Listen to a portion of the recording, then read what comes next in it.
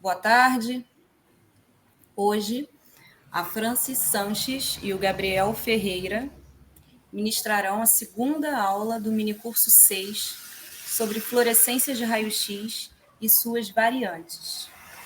Francis, podemos começar? Podemos. Vocês estão me ouvindo bem? Sim. Tá.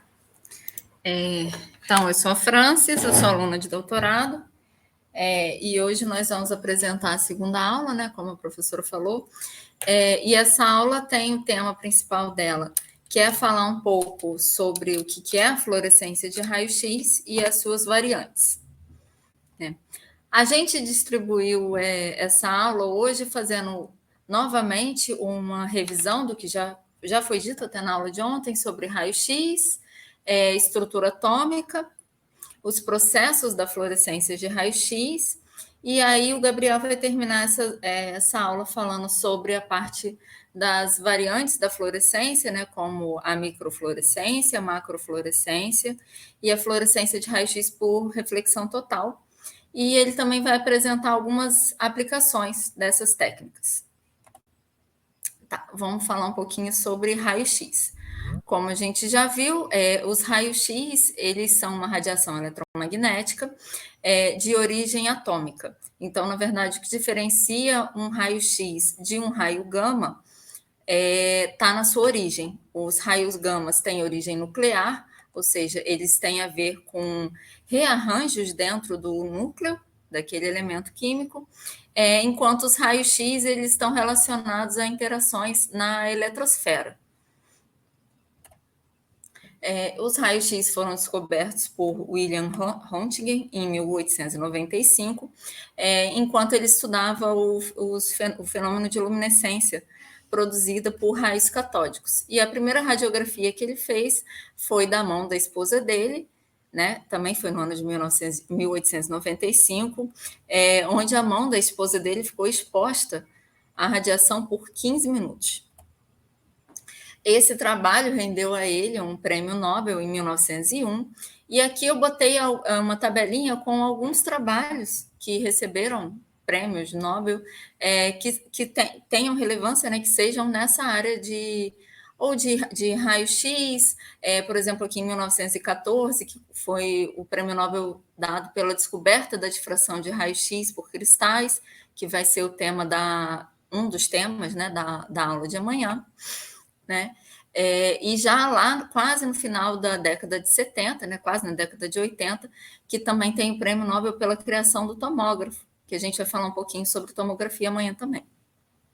Mas voltando para a fluorescência, a espectroscopia de fluorescência de raio-x, ela é uma técnica que é não destrutiva e ela permite identificar os elementos químicos presentes em amostras, e ela permite uma análise qualitativa, mas ela também permite uma análise quantitativa, através da concentração desses elementos naquela amostra.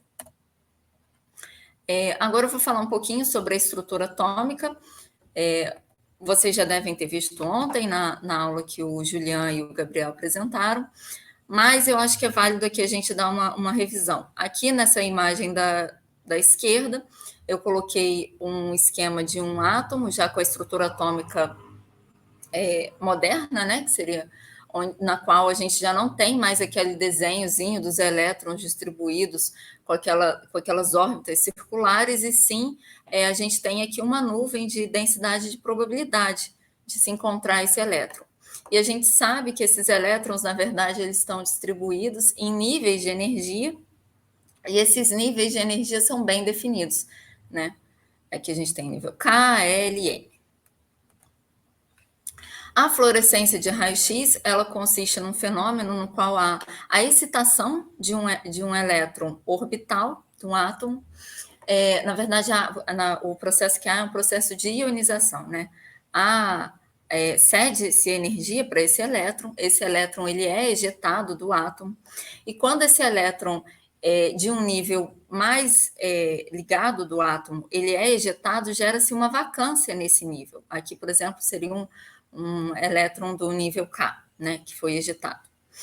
E para ocupar essa vacância nesse nesse nível de energia, há a transição de um elétron de um nível com uma energia maior, né, um elétron menos ligado, ele realiza esse salto quântico para esse nível de energia. Como ele sai de um nível com uma energia maior para um nível de energia menor, ele perde energia. Então, essa perda de energia ela se dá pela emissão de radiação eletromagnética na forma de raio-x. Aqui eu botei também um lembrete, mais à frente eu vou aprofundar mais, que essa excitação nesses elétrons orbitais, ela pode ser dada através de partículas carregadas ou através da radiação eletromagnética. E os raios-x emitidos nessa transição dentro desse átomo, ele recebe esse nome de raio-x característico porque ele possui energias bem definidas. E essas energias, elas são bem definidas para cada elemento químico.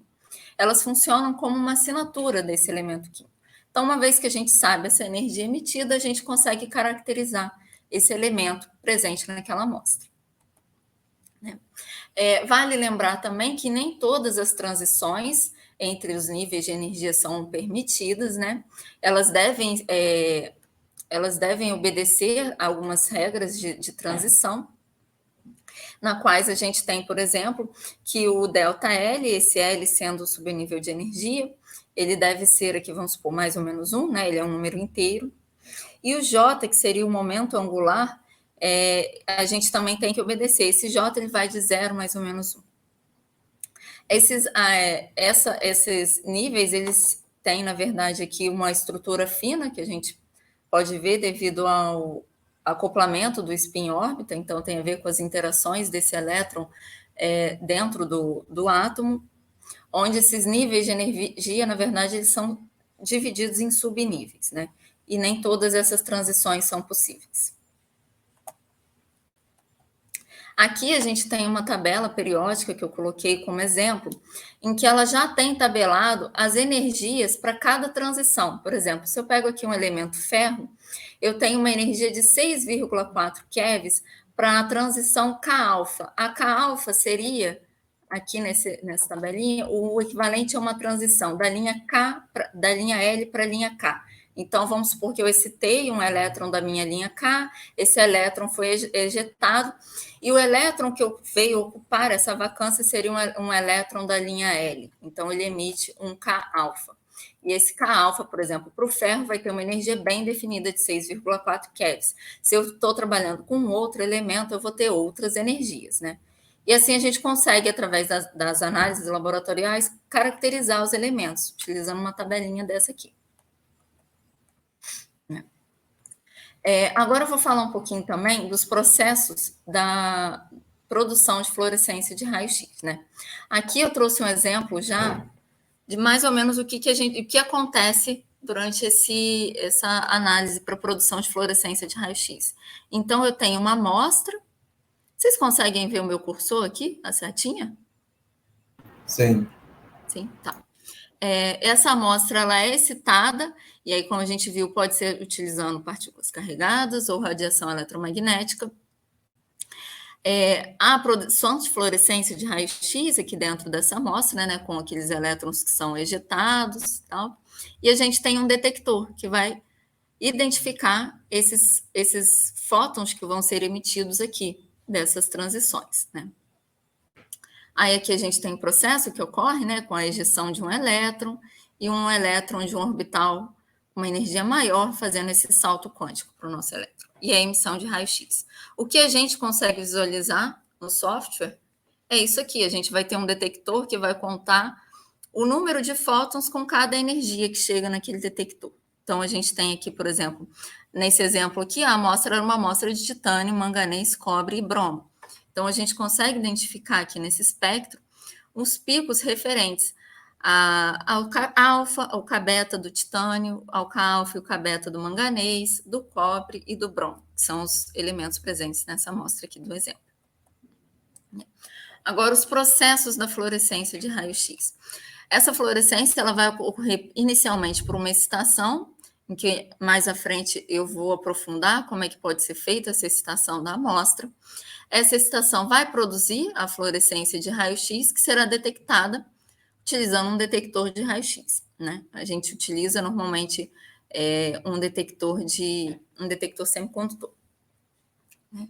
E esse detector vai nos trazer um espectro, né, que é o que a gente vai conseguir visualizar no software, e através da análise desses resultados, a gente pode fazer uma análise qualitativa, que seria equivalente àquele espectro que eu mostrei, que é quando a gente consegue identificar os elementos presentes, mas a gente também pode fazer uma análise quantitativa, o tamanho daqueles picos presentes no espectro, eles também podem servir para calcular a concentração daqueles elementos.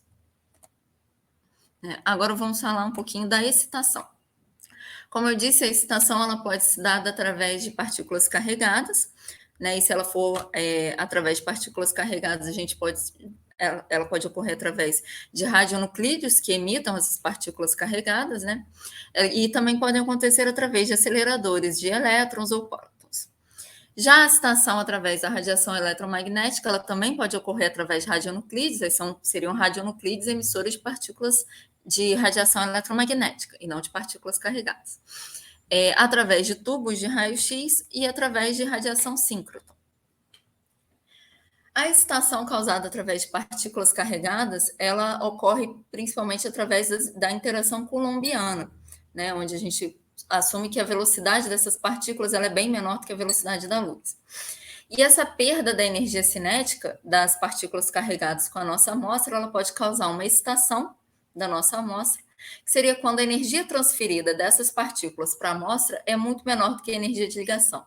Então, você excita a amostra, mas não há a emissão de um elétron, né? Não há o processo que seria a ionização. Se você tiver energia suficiente, aí ocorre o caso da ionização, que é quando essa energia transferida ela é maior do que a energia de ligação daquele elétron. A probabilidade de ocorrência de excitação, a probabilidade de ocorrência, na verdade, da ionização através de partículas carregadas, ela é alta, ela possui um alcance definido e ela possui uma pequena penetração. Então, quando você quer analisar, por exemplo, amostras que são espessas, você quer ter uma identificação de elementos que estejam no meio dessa amostra, aí talvez já não seria o caso de ser assim, a escolha ideal para o momento, né? Já a excitação através de radiação eletromagnética, ela é uma excitação que ela tem uma alta penetração, né? E os principais processos competitivos nesse processo são o efeito fotoelétrico, o efeito Compton e a formação de pares. O que seriam esses processos competitivos? Na verdade, seriam os processos que poderiam ocorrer quando você excita uma amostra com radiação eletromagnética. E a probabilidade de ocorrência de cada um desses efeitos depende da radiação incidente. No nosso caso, no laboratório, por exemplo, que a gente utiliza tubos de raio-x, a gente não tem assim, a probabilidade de ocorrência de formação de pares, porque a gente está trabalhando com uma energia menor, né? Nesse GIF aqui do lado direito, eu coloquei um exemplo, que seria uma simulação de um programinha chamado FET, mostrando o efeito fotoelétrico, no qual a excitação aqui de um material, esse material está dentro de uma cápsula a vácuo, né, para poder reduzir o livre caminho médio nesse caminho aqui. Ele é excitado por uma fonte de radiação eletromagnética, que no caso ele está utilizando uma luz visível, ele está no verde, e aí a gente vai ter, através do efeito fotoelétrico, a retirada de elétrons desse material aqui, e aí como a gente aplica uma diferença de potencial, esses elétrons podem ser acelerados aqui para o que seria o nosso anodo, né? Como a gente viu nos slides anteriores, essa excitação utilizando radiação eletromagnética, ela pode ser dada de 3 maneiras: através de radionuclídeos, tubos de raio-x e radiação síncrotron, que é o que eu vou falar agora. A excitação utilizando radionuclídeos, a gente utiliza fontes, que normalmente são fontes encapsuladas, que são emissoras de radionuclídeos. Então, por exemplo, aqui a gente tem o americio 241, que ele tem uma vida média de 432 anos, ele emite radiação com uma energia de 59,5 keVs, e essa energia ela é suficiente para excitar, por exemplo, as linhas dos elementos que vão isso aqui é rubídio, eu acho, até o ER, né? Aqui eu botei também um gifzinho com exemplo de uma fonte.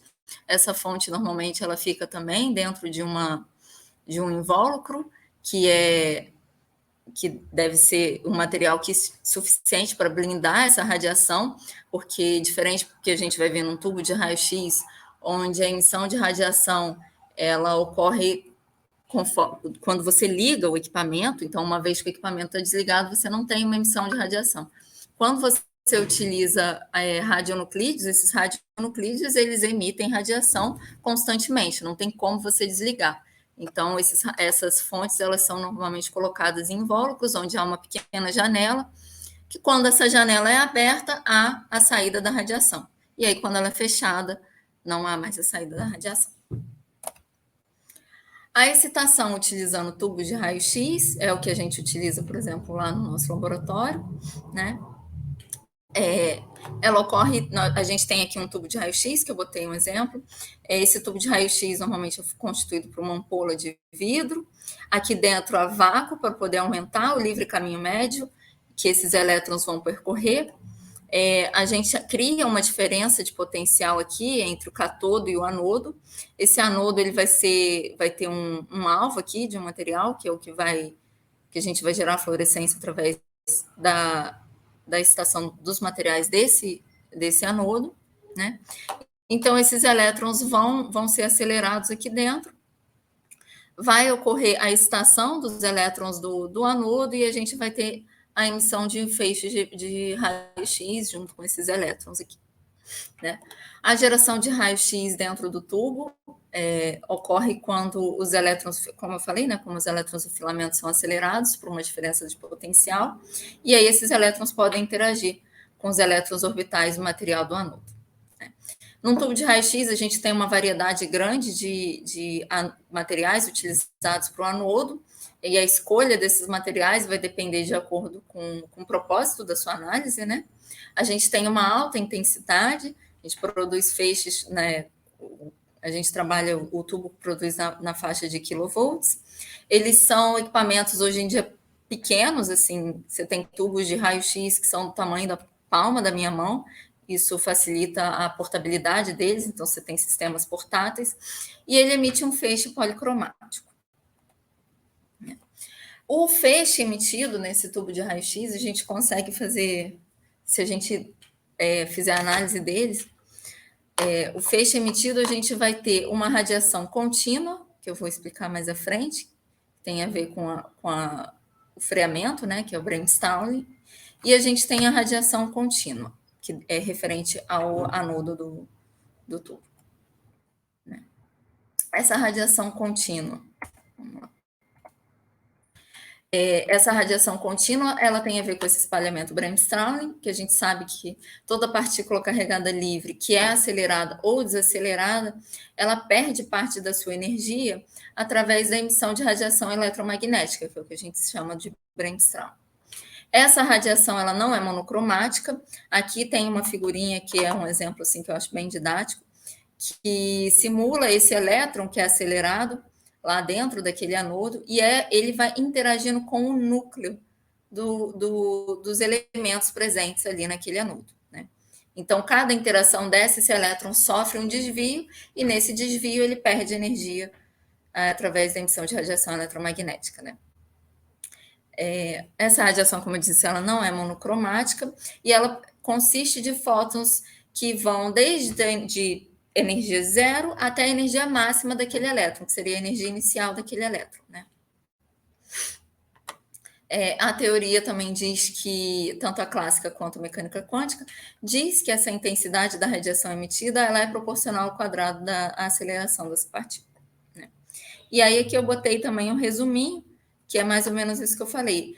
Esse evento ele pode ser dividido, na verdade, em 3 eventos principais, que são os elétrons de alta energia, que penetram no átomo, no caso aqui a gente tem o átomo do anodo do tubo, e a atração do núcleo desses elementos do anodo ali, fazem com que esse elétron sofra esse freamento, entre aspas, sofram esses desvios, faz com que ele perca a energia, né? E aí essa energia emitida através da radiação eletromagnética.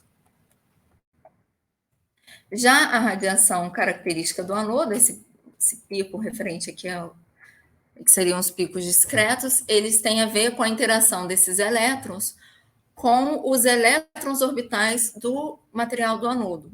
Então, na verdade, esses elétrons que vão incidir no anodo, eles vão ionizar um elétron orbital, esse elétron vai ser ejetado, e aí a gente vai ter a produção de fluorescência de raio-x característico daquele anodo. Esse raio-x ele vai ser espalhado, que é o que a gente chama de espalhamento elástico, e ao chegar no tubo de raio-x, ele vai ter sofrido esse espalhamento e vai chegar lá com a mesma energia do início, né? Essa mesma energia emitida aqui durante o processo de fluorescência de raio-x. Então, aqui eu botei um exemplo de um espectro obtido da emissão de um tubo de raio-x. Então, aqui a gente não tem nenhuma amostra que esse espectro é referente a essa radiação que sai da janela do nosso tubo. Nesse caso aqui do espectro do exemplo, a gente está usando um tubo com anodo de molibdênio. Então, a gente tem os picos de espalhamento elástico, que são os picos que têm exatamente a mesma energia da fluorescência de raio-x produzida aqui nesse anodo. E aqui a gente consegue ver também o espalhamento Compton, porque esses feixes de fluorescência que saem daqui, eles sofrem espalhamento também em Compton e perdem energia, né? Que seria o nosso espalhamento inelástico. A gente tem também uma fonte de excitação utilizando radiação síncroton.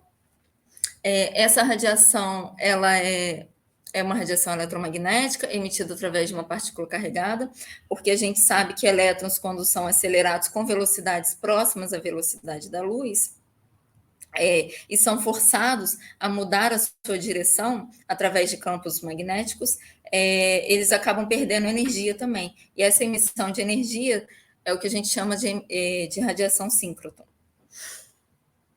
Aqui na foto da direita, a gente colocou a imagem do Sirius, né, que é o novo acelerador lá do CNP em Campinas. E a radiação síncroton é uma radiação que possui um alto brilho espectral, ele tem feixes de raio-x extremamente intensos, uma colimação natural e um alto grau de coerência. Algumas propriedades aqui da radiação síncroton, ela é uma forma contínua em nível do infravermelho ao raio-x, ou seja, nesse processo de aceleração desses elétrons, a emissão de energia desde o infravermelho até o raio-x, é um feixe policromático, né? De alta intensidade, tem um alto nível de colimação, essa colimação natural, polarização linear no plano de órbita, polarização elíptica ou circular, acima e abaixo do plano da órbita para a radiação magnética da curva, o tamanho da fonte é pequeno, determinado pelo feixe de elétrons, a estrutura de tempo ela é bem definida, as características quantitativas são conhecidas e a alta estabilidade de intensidade e posição da fonte. Agora a gente vai falar um pouquinho da produção da fluorescência. Uma vez que a gente já sabe quais são as formas de excitação, agora a gente vai falar um pouquinho desse processo da fluorescência de raio-x. Para frente, quem vai explicar melhor esses processos vai ser o Gabriel, mas aqui a gente já vou adiantar que esse processo da fluorescência, somado com a geometria aplicada, é que define o tipo de sistema de fluorescência que a gente está trabalhando. Então, a gente tem a fluorescência de raio-x por dispersão de comprimento de onda e a fluorescência de raio-x por dispersão em energia. Por dispersão em energia, a gente também ainda pode subdividir ela em algumas geometrias diferentes, que seriam a por reflexão total, a microfluorescência e a macrofluorescência. Tá, as variantes. Eu vou falar ainda essa parte da dispersão e o Gabriel entra na parte por comprimento de onda e ele entra por dispersão em energia. A fluorescência de raio-x por dispersão de comprimento de onda, ela ocorre, nesse caso vai ocorrer a produção da fluorescência na amostra, então a gente vai ter uma fonte que vai excitar a amostra, da mesma forma como eu mostrei anteriormente, só que a radiação emitida, né, os fótons emitidos emitidos nessa excitação, eles vão passar por um cristal que vai dividir esses fótons de acordo com o comprimento de onda deles, né? Esse cristal aqui, acho que meu cursor não está... apareceu.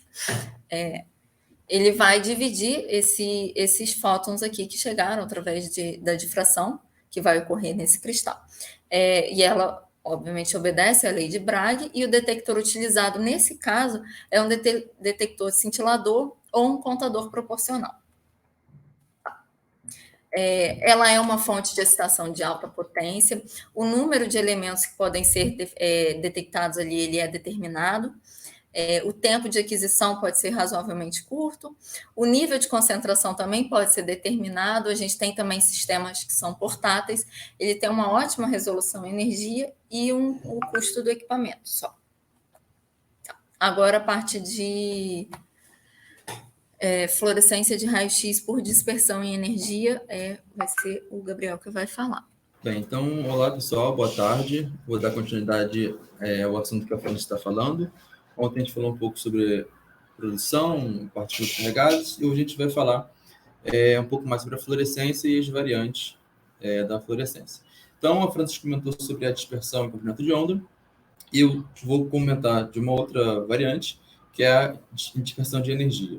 Então, basicamente, a gente tem um tubo de raio-x, excita a amostra, e a informação que a gente escolhe aqui, né, que a gente pega no detetor, é em função das energias, das fluorescências dos raios-x bem produzidos aqui na amostra. Vou citar algumas vantagens da XRF, e uma grande vantagem para a gente é a análise pode ser não destrutiva. O que eu estou querendo dizer com isso? Estou querendo dizer que muitas vezes eu tenho uma amostra que ela tem um grande valor agregado, né? Por exemplo, pode ser um quadro, pode ser algum artefato de arquimetria, algo histórico, ou até mesmo no caso de ciências biomédicas, quando você extrai algum órgão, algum tecido, alguma biópsia, você não pode destruir aquele material, né? Então, a fluorescência de raio-x, ela quase que muitas vezes não precisa da preparação de amostras. Então, a gente consegue fazer a medida em cima da minha amostra sem precisar digerir a amostra ou preparar a amostra como em outras técnicas. Significa que todas as vezes, ou seja, nenhuma vez eu preciso preparar a amostra para fazer fluorescência de raio-x? Não. Mas, em grande parte, a gente pode utilizar sem preparar a amostra, ou seja, uma análise não destrutiva. Então, a mesma figura que a Francis mostrou, eu tenho o feixe, ele interage aqui na amostra, e aqui no meu detetor eu vou colher aquele meu espectro de raio-x em função da intensidade e em função das energias.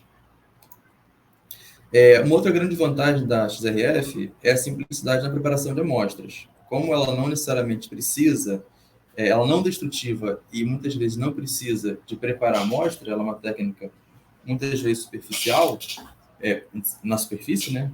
Ela excita a superfície da amostra, eu não preciso de preparar a amostra. Então, uma figura para ilustrar. Uma outra vantagem, e essa é realmente uma grande vantagem, é dano térmico desprezível. Embora em algumas situações muito particulares possa ter algum dano térmico, né, até um aquecimento superficial da amostra, na sua grande maioria a interação não vai causar nenhum dano térmico. No meu caso em particular, que trabalho com amostras biológicas, isso jamais poderia acontecer. Então, é uma grande vantagem para a gente. E uma outra grande vantagem também é a análise multielementar e simultaneamente. Então, nessa figura aqui, imagina que eu quero analisar os 4 elementos: titânio, cobre, bromo e magnésio. Se eu tivesse que analisar cada um separadamente. Então, uma única medida, eu tenho informação de todos os elementos presentes simultaneamente. Então, não preciso analisar separadamente. Então, ela excita a amostra e tudo que está ali presente na amostra é excitado e o detetor vai dar essa informação para a gente. Tá bom? Ainda algumas vantagens. Essas vantagens são mais em comparação com outras técnicas que a gente vai até comentar mais daqui a pouco. Por exemplo, fonte de excitação de baixa potência. Então, eu posso ter um equipamento de fluorescência de raio-x que seja de pequeno porte. Então, isso é uma grande vantagem para a gente, e especialmente pelo fato de ter fontes de baixa potência, também tem um bom custo do equipamento, tá? Que é o nosso último item aqui. Ainda grande número de elementos que podem ser determinados. Como eu falei, na figura anterior só tinham 4 elementos, mas se tivesse 10, 15 elementos, poderia analisar todos simultaneamente. Tempo de aquisição. Tempo de aquisição, a gente está pensando assim, comparativamente com outras técnicas. Então, se eu for fazer uma análise de fluorescência de raio-x, onde eu queira fazer uma análise que a gente chama de análise qualitativa, ou seja, eu não quero saber qual é a concentração dos elementos, eu quero saber quais são os elementos. Então, se eu apenas quero saber quais são os elementos, eu posso fazer poucos pontos na minha amostra e descobrir quais são os elementos que tem ali.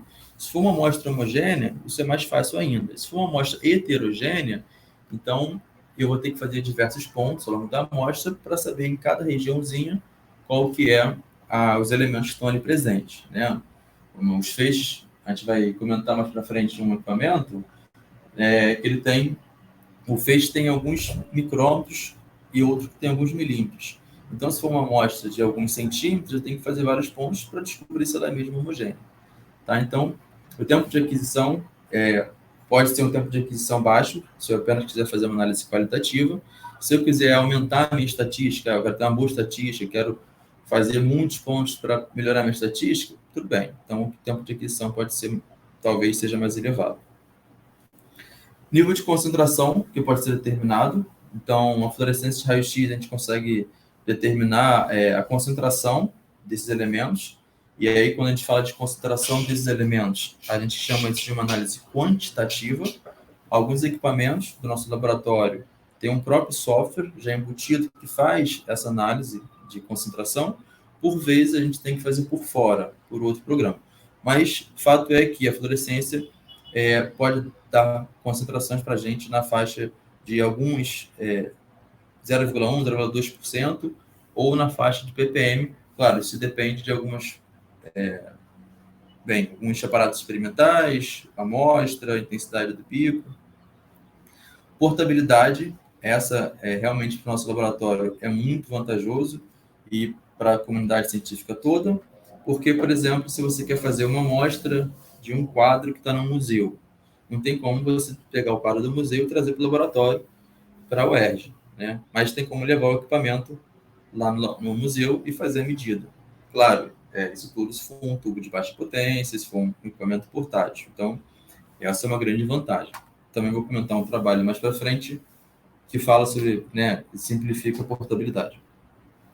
Ótima resolução e energia, e tudo isso ainda corrobora com o custo do equipamento, um custo relativamente acessível. Bem, aqui eu tenho um espectro, de raio-x.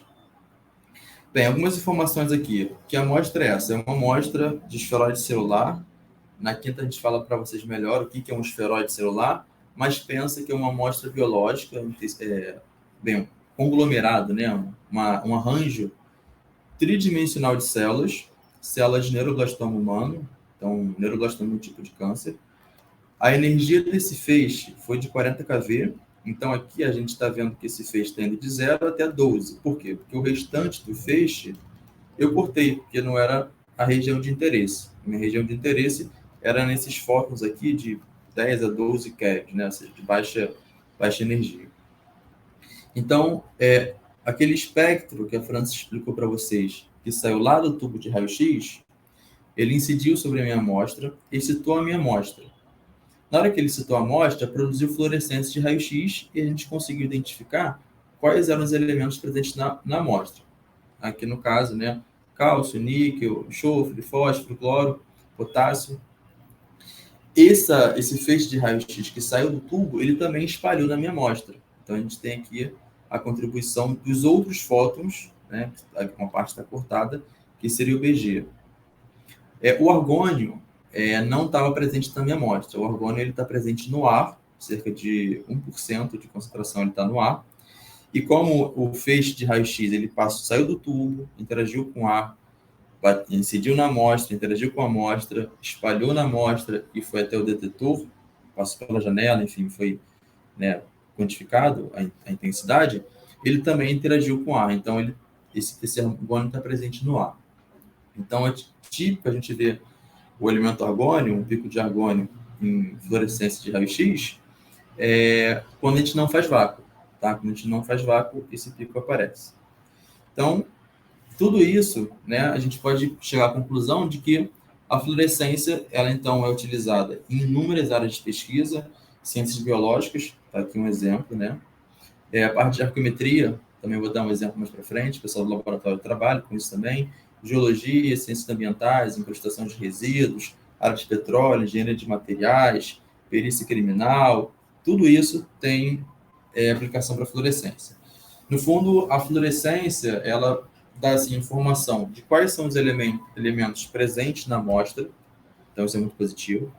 Ela pode dar informação da gente também de como que ele está distribuído e qual que é a concentração. Então, basicamente, né, o ramo de aplicação é quase que infinito, né? Tem assim infinitas aplicações para, enfim, fluorescência de raio-x.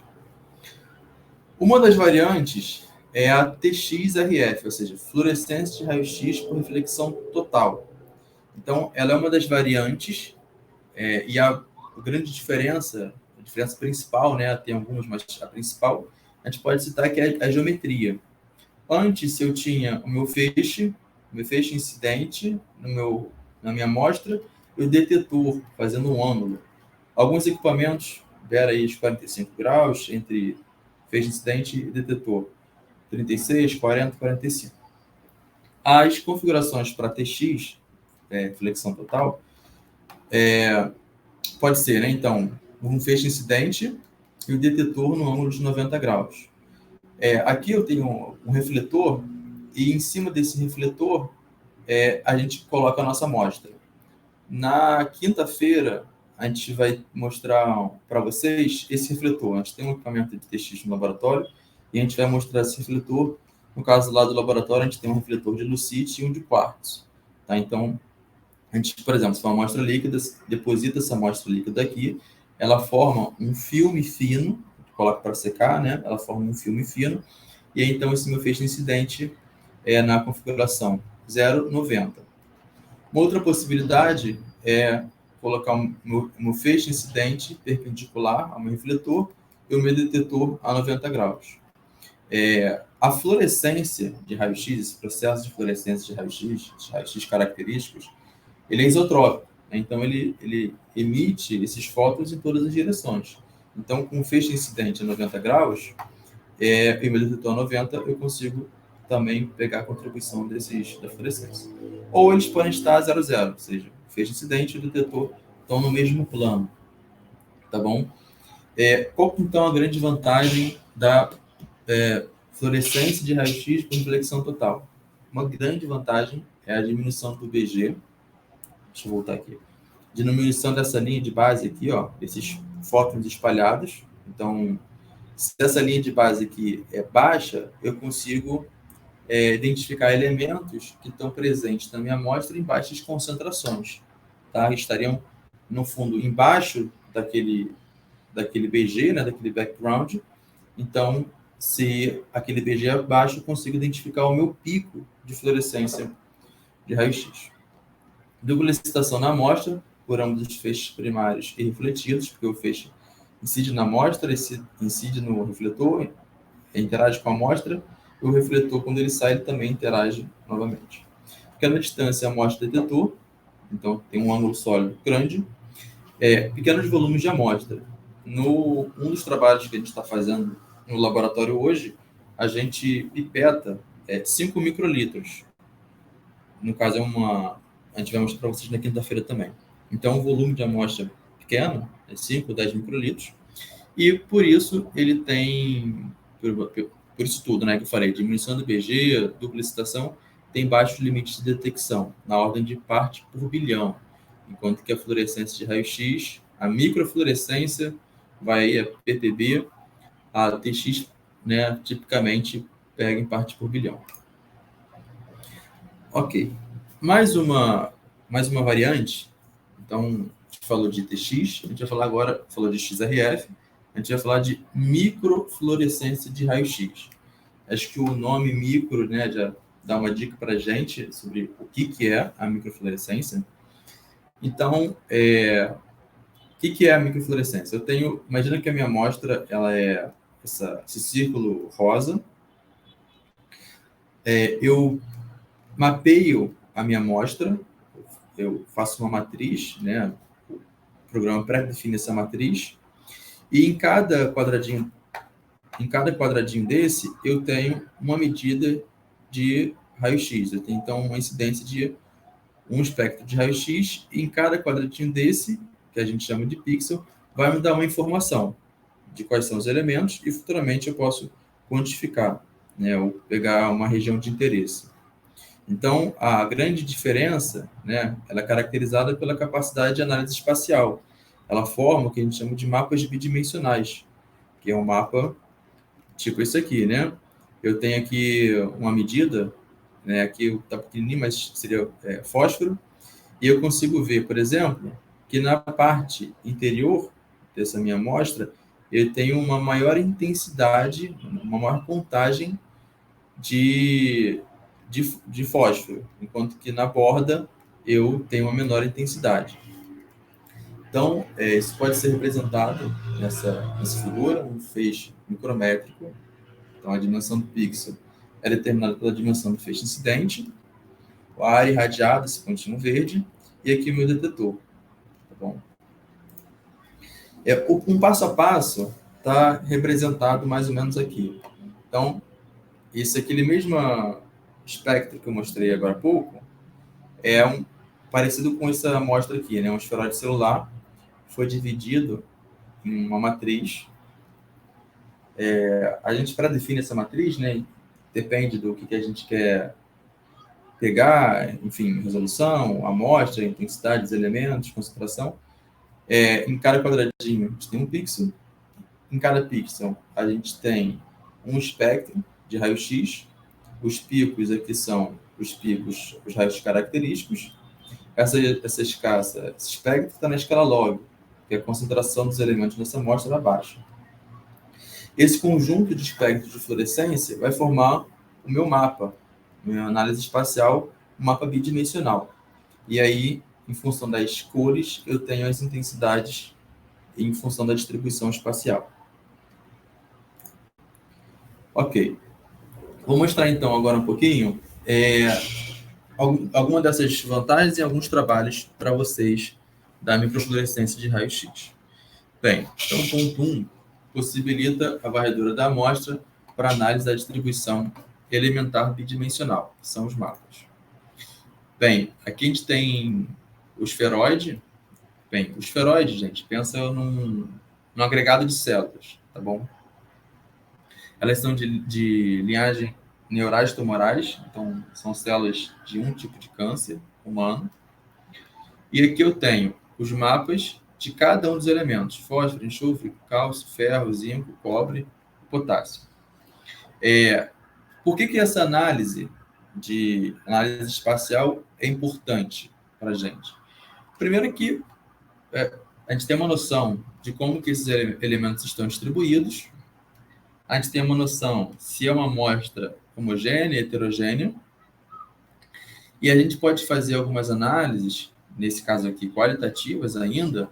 Por exemplo, o ferro a gente vê que ele está numa região muito bem definida, ele não está distribuído por toda a minha amostra. Tá? Cada figura dessa é um mapa de um elemento dessa minha amostra. Então, o ferro está concentrado. A gente pode ver, por exemplo, potássio também está concentrado numa região pontual.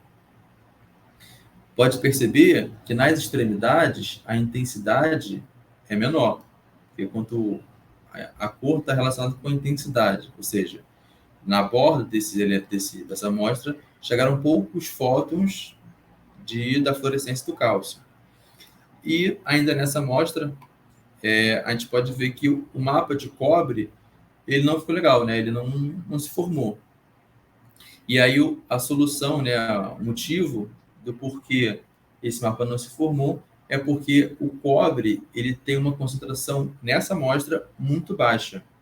Então, o nosso equipamento, que é o que a gente utilizou, não tinha sensibilidade suficiente para poder detectar baixas concentrações de cobre. Então, a gente diz que o limite de detecção do cobre ficou fora, assim, está fora do limite de detecção do equipamento. Para cada elemento, a gente tem um limite de detecção, que é em função da energia e da intensidade dos fótons. Beleza. 2. Possibilita a análise de perfis da amostra. Então, essa figura que vocês estão vendo, ela é uma amostra radial do tronco de árvore.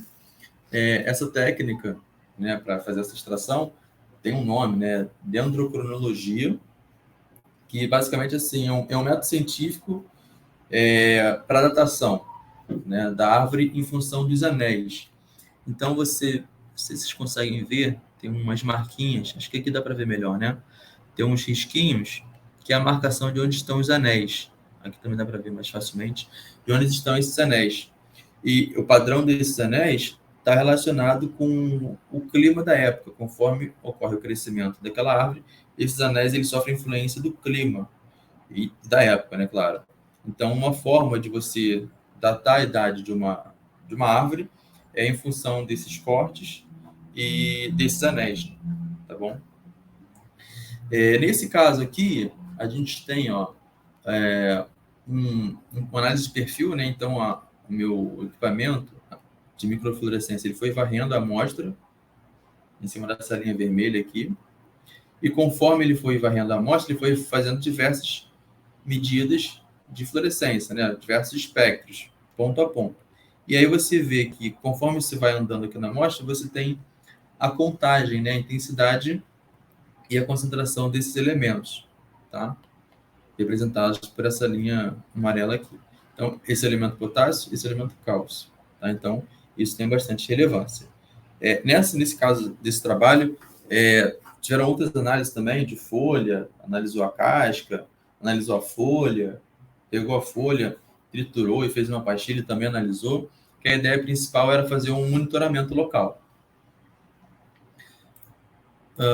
Então, ponto 3, capacidade de análise de uma região de interesse e análise de amostras de pequena ordem, né, na ordem de micrômetros. E ainda possibilita análise de regiões diferentes da amostra, para amostras heterogêneas. Então, vou mostrar 2 trabalhos, também foram feitos lá no laboratório. Essa é uma folha de licânia tomentosa, popularmente conhecida como oiti, e a ideia desse trabalho era avaliar o nível de poluição no ar. Então, essa folha, por que escolheram essa planta, né, essa folha? Porque ela tinha diversos pontos da cidade e pontos com diferentes fluxos de carro, né? Por exemplo, foi escolhido 4 pontos. Avenida Brasil, no centro do Rio aqui, extremamente densidade de carro, prédio, ônibus, tudo junto. Jardim Botânico, que é uma região que tem a área urbana, mas tem o Jardim Botânico, que é bastante, né, arborizado. No Rio Comprido, que é uma região central aqui do Rio, até relativamente próximo da gente aqui da UERJ, tem viaduto, tem prédio, e uma região onde praticamente não tem carro, né? Que é em Paquetá. Na verdade, veículo automotor em Paquetá não existe, é proibido. Então, a Paquetá funcionaria como o controle. E aí, ao invés de a gente analisar essa amostra, essa folha por inteiro, a gente analisou somente essa região aqui de interesse. A gente não analisou a folha toda, né? Vocês conseguem ver que de ponta a ponta tem 7 milímetros, então a gente pegou só uma parte aqui dessa folha e analisou, tá bom? Lógico que esses locais que foram escolhidos, Avenida Brasil, Jardim Botânico, foi feito em função de um estudo dos locais, da quantidade de fluxo de carros também. Então, a gente consegue ver também, além da gente pegar uma região de interesse, a gente consegue ver que a amostra é uma amostra heterogênea. Então, tem aqui o mapa do cálcio, cobre, ferro, potássio. A gente consegue ver que aqui, no centro, tem uma maior intensidade de potássio, também de cobre, de cálcio. A gente consegue ver, tem pontos de potássio aqui, né, regiões bem pontuais de potássio. Então, o mapa é extremamente interessante para muitas análises. E falar um pouquinho também da macrofluorescência de raio-x. A obtenção dos espectros, né, da macro, mapeamento e as análises são similares à microfluorescência de raio-x. Só que a diferença é que em grandes escalas. Então, o colimador da macro XRF tem diâmetro de abertura da ordem de milímetros, enquanto que da micro XRF o diâmetro na ordem de micrômetros. A área de mapeamento pode chegar a 1 metro quadrado por vez. Logo, a macro é muito utilizada na caracterização de pigmentos em pinturas de tela e análise de grande porte. Então, também é definida uma matriz. Em cada pixel eu tenho um espectro e a vantagem é que eu consigo mapear grandes áreas. Então, mas utilizadas, por exemplo, um quadro no museu, né, uma peça de histórica, enfim, diversos trabalhos. Só uma análise, por exemplo, o feixe da macro XRF é um feixe grande, só que tipicamente essa matriz também é uma matriz grande, então pode demorar períodos mais longos. O feixe da micro XRF é um feixe muito pequeno, mas a amostra também é pequena, tá? Então tem sempre essa análise que o tempo ele pode ser relativo em função da quantidade de pixels que eu tenho a ser mapeado, caso vá fazer um mapeamento. Bem, aqui são alguns equipamentos que a gente tem no laboratório. A gente tem esse equipamento aqui, o Artax, que é um equipamento de fluorescentes de raio-x. E aqui a gente tem o Tornado, M4 Tornado da Bruker, que é um equipamento de microfluorescência de raio-x. Esses equipamentos, eles eram para ser mostrados para vocês presencialmente na sexta-feira, inicialmente, só que por conta da Omicron, né, da variante da Covid-19, a gente está impossibilitado. Então, tem algumas fotos nessa apresentação e a gente também vai mostrar para vocês, não hoje, na sexta-feira, um vídeo que a gente gravou para mostrar um pouquinho do laboratório, um pouquinho dos equipamentos, um pouquinho dos espectros, um pouquinho do que a gente tem lá na UERJ, no LIETA. Bem, aqui eu tenho o Artax, né, meu equipamento que fica lá na UERJ, um tubo de raio-x, amostra, um detetor. E aqui eu tenho o micro XRF, inclusive a foto que está aqui na tela do M4 Tornado é a folha que eu acabei de mostrar para vocês. Ele é um equipamento blindado, né? O Tornado é um equipamento blindado. Ele também tem a possibilidade de fazer vácuo dentro dessa câmara aqui, e o vácuo vai favorecer os elementos de baixo número atômico. Então, a gente consegue fazer fluorescência de raio-x para elementos de Z acima dos 13, 14, tá? Para elementos de número atômico mais baixo, fica um pouco mais complicado. Então, o vácuo vai favorecer nesses fótons de mais baixa energia, que seriam muito atenuados pelo ar. Então, como não tem o ar, favorece esses elementos, esses fótons de mais baixa energia. Então, observação importante, esses são equipamentos comerciais, tá? Foram comprados, importados. A gente tem aqui 2 equipamentos também, mas são equipamentos experimentais desenvolvidos lá no LIETA. A gente tem esse equipamento de macro XRF, ele foi desenvolvido no LIETA. Então, essa base aqui, onde tem um tubo de detetor, ela pode mexer verticalmente, tem uma base aqui que pode mexer horizontalmente. Esse equipamento foi desenvolvido na tese do Hamilton, um colega. Ele vai aparecer num dos vídeos falando sobre difração também. E o trabalho dele de doutorado deu origem, né, a esse equipamento. Aqui também tem um equipamento também desenvolvido no LIETA, construído. Um equipamento de XRF. E o que está sendo medida é a berlinda do Imperador. Ela fica lá em Petrópolis, né? Então, por exemplo, a gente não poderia trazer a berlinda para o Rio, obviamente. Então, a solução é levar os equipamentos lá. Claro que por qual motivo a gente quer medir a berlina? Só para saber quais são os elementos? Não. A ideia desse trabalho, foi uma parte do trabalho de dissertação da Raíssa, ela vai falar com vocês amanhã, na aula de amanhã, é caracterizar pigmentos que estavam originalmente ali na Berlinda. Essa Berlinda, então, ela foi encomendada, né, para a cerimônia de coroação de Dom Pedro II, e ela só era utilizada em ocasiões solenes. Então, as medidas que a gente faz na Berlinda, elas ajudam a gente a entender quais são os elementos, como eles estão distribuídos, saber se teve algum restauro, né, ao longo dos anos, se teve alguma intervenção, se teve alguma mudança, se teve alguma fissura. Então, ajuda também a contar a história da Berlinda, e isso para os historiadores, para o museu, é uma informação extremamente valiosa. Tudo bem, agora algumas desvantagens da XRF, da micro e da macro XRF. Por exemplo, absorção da radiação na amostra. Então, se for uma amostra espessa, pode ser que esses fótons eles penetrem na amostra, interajam e acabam sendo absorvidos. Não consigam sair da amostra para o meu detetor. Então, mesmo eu causando fluorescência na amostra, pode ser que esses fótons sejam absorvidos. Baixa sensibilidade para elementos de baixo número atômico. Eu comentei agora há pouco. Então, eu só consigo fazer fluorescência para número atômico acima dos 13, mais ou menos, né? Limite de detecção maiores em relação ao TXRF. Enquanto que uma vantagem da TXRF é limite de detecção muito baixo, né, na ordem de ppb, muitas vezes eu preciso preparar a minha amostra para poder fazer uma fluorescência de raio-x por reflexão total, por TXRF. Então, uma desvantagem da XRF é que os limites de detecção são maiores em relação a TX. Longos períodos de mapeamento total para micro XRF e para macro XRF. Como eu falei, embora na macro o feixe seja maior, a amostra também é maior. Na micro, embora a amostra seja menor, o feixe também é muito menor. Tá bom?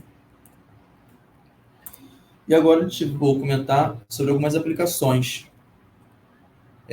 A primeira aplicação, ele é um artigo que foi publicado numa revista que fala sobre um artigo sobre microfluorescência de raio-x, né, um trabalho sobre ciências biomédicas. Esse trabalho fez parte do meu mestrado. Então, só para mostrar para vocês um pouco do que a gente pode fazer com esses equipamentos. A ideia aqui desse trabalho era analisar quais eram os elementos, aqui eu tenho apenas 3 deles, quais eram os elementos presentes na amostra, como que eles estavam distribuídos. Então, a gente vê que a distribuição é diferente de um para o outro, que no centro tem muito mais fósforo do que nos extremos. Eu tenho regiões pontuais de enxofre, eu tenho regiões pontuais de potássio. Saber qual que era a concentração em cada uma das minhas amostras. Então, tenho 7 amostras, a concentração é uma média da concentração, né, de várias medidas. E aqui eu tenho um espectro de fluorescência de raio-x. Por que esse trabalho é importante? Porque ele funciona como uma ferramenta para entender como que ocorre a evolução da doença, especificamente de neuroblastoma.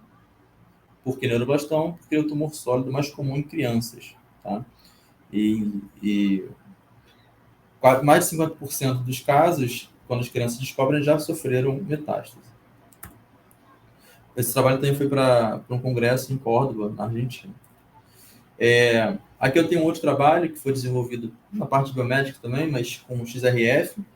É um trabalho que relaciona a desmineralização, né, ou seja, os efeitos do conteúdo de cálcio e fósforo em esmalte de dente, né, utilizando o XRF, e como que aqueles géis clareadores podem influenciar no esmalte do dente.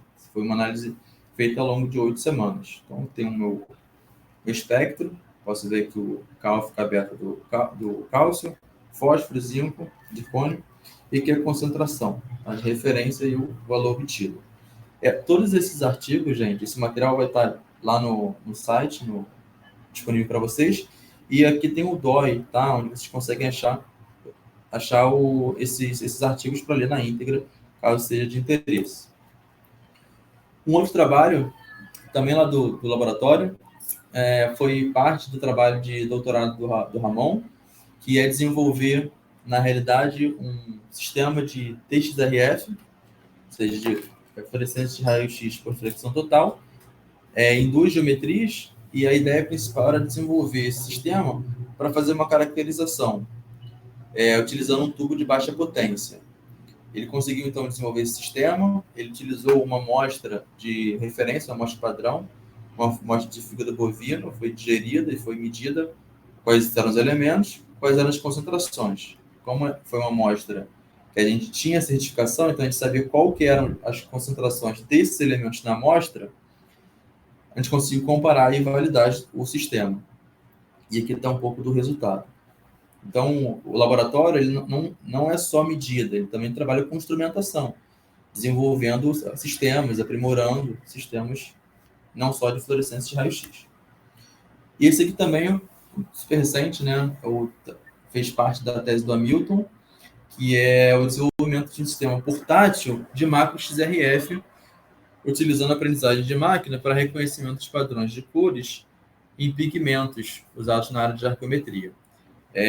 Esse equipamento foi o que vocês viram lá atrás, medindo a berlinda, o equipamento de macro XRF. E aqui tem uma das medidas que ele fez, né? Tem números, a tese dele pode ser encontrada lá no site da pós-graduação do Instituto de Física, esse aqui é o link já direto. Então, ele pegou um quadro, né, e fez, aqui tem cada um dos mapas, né, cálcio, titânio, cromo, ferro, cobalto, cobre e chumbo. Você vê a qualidade, né, do trabalho e como que os elementos estão distribuídos. Tá bom? E eu acho que a nossa mensagem de hoje era isso. A gente vai abrir para perguntas, caso vocês tenham alguma pergunta. E sobre os equipamentos, um pouco mais sobre os equipamentos, a gente vai mostrar para vocês na sexta-feira, tá bom? Obrigado, gente.